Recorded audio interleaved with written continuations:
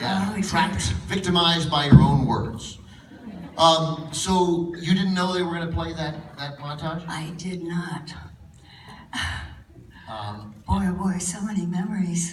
Well, I'm My good. Well, goodness. let's talk about a couple of those.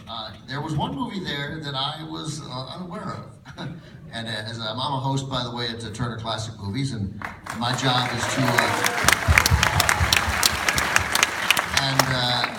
By the way, at any point ever in my life, I would think, yeah, and then later you'll go to San Luis Obispo, and Alan Arkin will introduce you so you can interview Ann-Margret. That was not a scenario I saw playing out.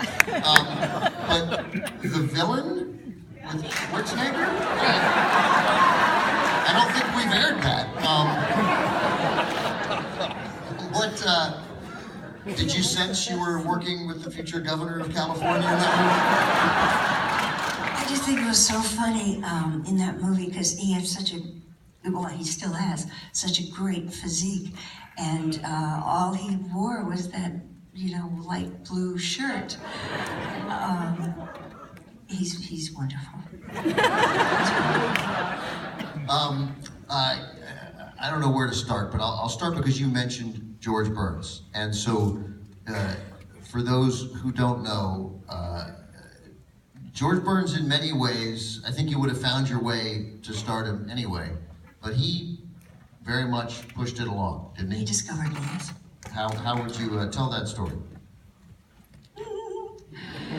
Okay.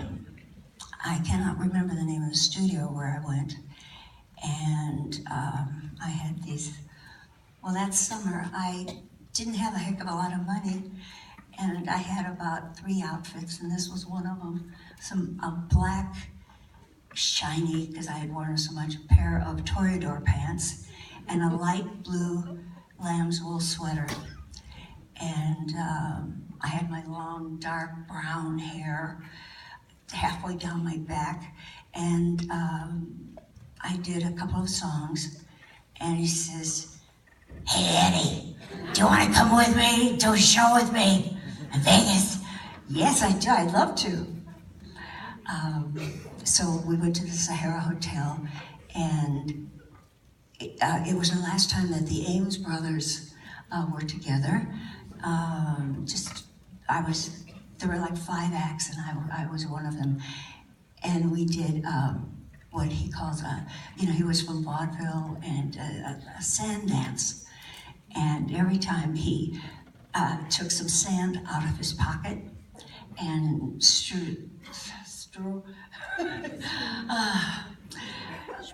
what am I trying to say?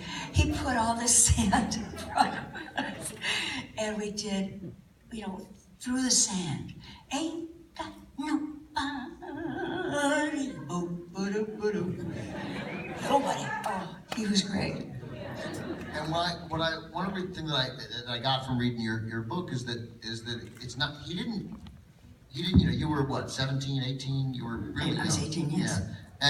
And he didn't just discover this beautiful, talented newcomer and then forget about it because he had other things to do. When you made a movie that was not in that montage, that I liked quite a bit, for John Frankenheimer in 1986 with Roy Scheider, a movie called 52 Pickup.